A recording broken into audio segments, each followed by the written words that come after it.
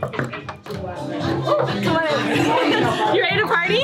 Before she would become an online content creator, influencer, business owner, and adult actress, Kazumi was born on February 14th, 1997 in the West Asian country of Kuwait. So I'm actually of Filipino descent. My parents actually had me born in Kuwait, which is near Saudi Arabia. Over the past couple of years, Kazumi's online fan base became the first to recognize that there's a lot more going on with this talented woman than meets the eye. And while her TikTok clips, Instagram pics, and Twitter content are certainly appealing in and of themselves, it's the depths of her ideology that's taking the internet by storm. But before we get into all that, why don't we just start at the beginning? Now, unfortunately, I can't exactly tell you Kazumi's birth name. And believe me, we did ask, but because she keeps her career a secret from her parents, she hasn't revealed her given name to the wider world at large just yet. What we do know is that after being born in Kuwait, it wasn't long before Kazumi's parents moved their family of Filipino heritage to California, where she would spend her childhood growing up in Northeast Los Angeles. In fact, Kazumi would stick around this part of the country for the next 2 decades, and over those years, she's come to consider herself a true LA native. I came out here, I'm an LA native, which is like my favorite thing to tell people ever. It's like half of my personality. Yeah. I'm an LA native. Yeah. I was raised out here, so I'm better than you. Yeah. Naturally. While she's always enjoyed living in sunshine-soaked California, as a young girl, her home life was a much darker and stricter affair. According to Kazumi herself, her family often prevented her from leaving the house unless it was to attend school or a family function. In fact, they kept her under their thumb until she was 17 years old. I had really strict parents. Like, my parents didn't let me go outside till I turned 18. So like high school, like after school ended and like during the summertime and during the weekends, I would be home. During those years, she spent more or less under house arrest. Kazumi would fill her hours by becoming a hobbyist, undertaking deep dives on countless subjects across the internet. She's also developed an interest in becoming an author, so she would spend her spare time journaling as often as possible. Eventually, she became harboring aspirations of becoming a chef, so she briefly signed up for culinary school. Can cook really well. I was in bistro for 3 years.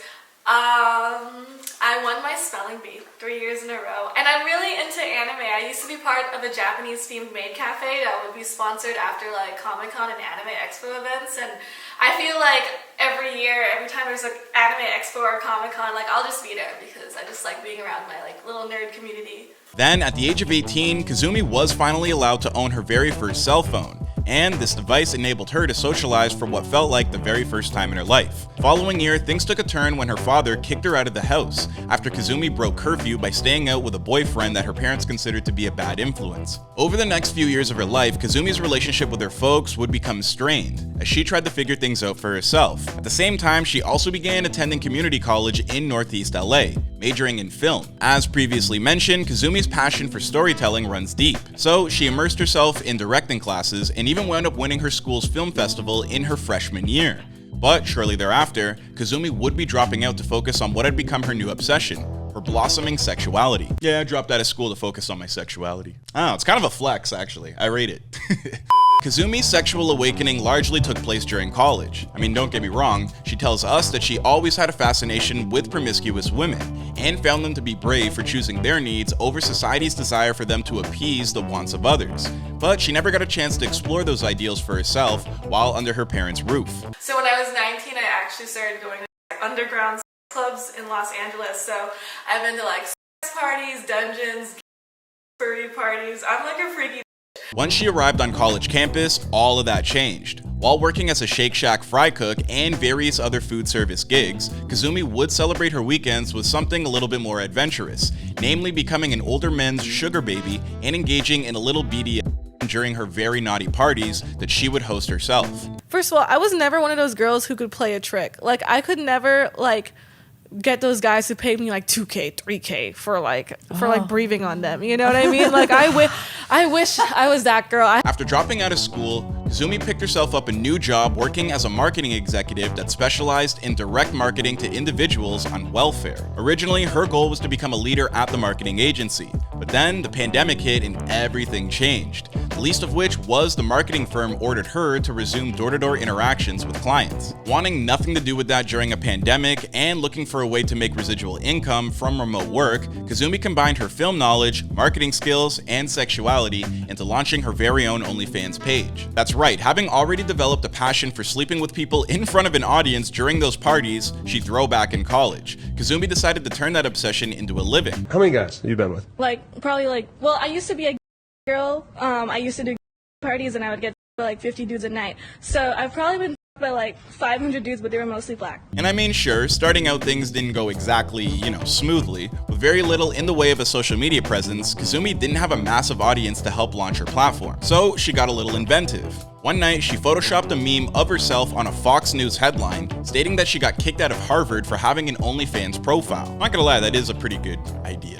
I don't know if you saw that. I photoshopped a fake Fox News ad about getting kicked out of Harvard. Sorry, Harvard. I didn't make it. I went to film school. She also began paying women with prior OnlyFans experience to teach her the ins and outs of the platform, offering up tips and strategies on how to better optimize her page and increase her engagement. As far as Kazumi's concerned, community is far more important than competition when it comes to OnlyFans. She explained to Forbes, "As a completely independent creator, a lot of my support has come from building strong relationships amongst my peers. We're not fighting for the same consumers, we're merely sharing them." Kazumi may have started off small, but in the past 2 years, she's already grown to incredible heights. Not only does she have well over 1 million followers on Instagram, but over on Twitter, she's got 622,000 more. And her OnlyFans profile is rocking with nearly 400,000 fans. So I didn't have a social media for the longest. I actually grew my OnlyFans through Telegram, which is it's kind of like an encrypted messaging app like WhatsApp or Signal, where basically I just network with a bunch of other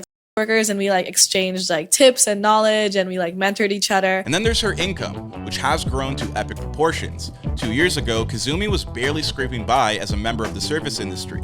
Now, she's regularly earning checks to the tune of around $300,000 a month, a number that Business Insider would verify for themselves when they were given access to her books in January of 2022. Since becoming a top 0.01% creator on OnlyFans, Kazumi has learned that it's possible to succeed without settling for less or compromising her values. What's more, it taught her about the strength of community and how having one another's back is never a bad thing. Today, she's throwing parties, mixers, and offering advice to help other content creators in the same boat as she was only a few years ago. Meanwhile, she's become more celebrated than ever for her witty content creation, especially in the form of memes. Take, for example, that time Kazumi flew her OnlyFans handle on a banner over top of Coachella on the back of a plane. Or even the long-distance truck drivers who love her content so much that they're willing to plaster her hot and ready image all over the sides of their vehicles.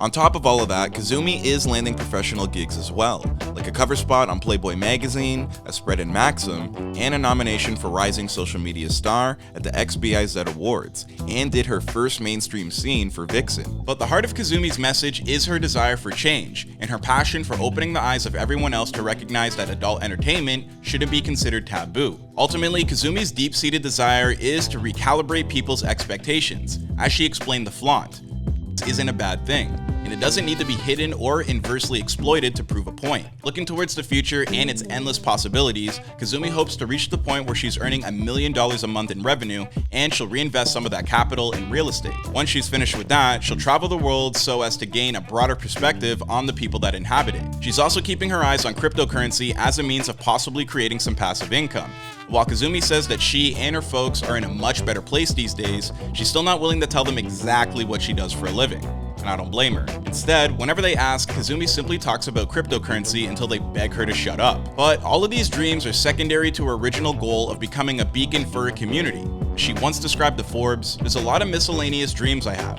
I want to walk a runway, make an album, write a book, have a TED Talk. But ultimately, I want to show people that people like me are multifaceted and just as nuanced as anybody else." Kazumi has a really close relationship with her fans. She even paid for their rent and had sex with one of her blind fans, who had only heard her name on the podcast. Another notable thing that she has done is starting a Discord server where she rewards her fans for making Kazu memes. The more Kazumi memes they make to populate the internet and build a community, the more and sex tapes that she gives them. Kind of the same affiliate program that Andrew Tate has. Talking about Andrew Tate, in upcoming podcasts, Kazumi will pivot more to the social activism stance against Mr. Tate and incels. And her last message to us was, why can't sex change the world? Because I feel like we just aren't taken seriously despite everything. With Kazumi having been lucky enough to fill her dreams, now she's looking to help others in a similar situation accomplish the same. Where will her career go from here, and will she fulfill those lofty expectations? I mean, all we can do is wait and see. I mean, after all, this has been before they were famous. So thank you everybody for watching today's episode, and a big shout out to Kazumi for answering some questions for us about her come up. And now, before you head out, ask yourself this one question. If you worked in the adult film industry, would you be honest with your parents and tell them the truth, or keep it a secret from them? Let me know what you do and why in the comment section down below. Otherwise, don't forget to like, subscribe, and turn on your notifications to make sure that you never miss an episode, all that good stuff. And if you'd like to check out a few more entries in this series before you leave, then search for our looks into the come-ups of talents like Suki Baby, Sky Bree, and Nicole Mormon. My name is Clyde Smith, and I'll see you guys in another video.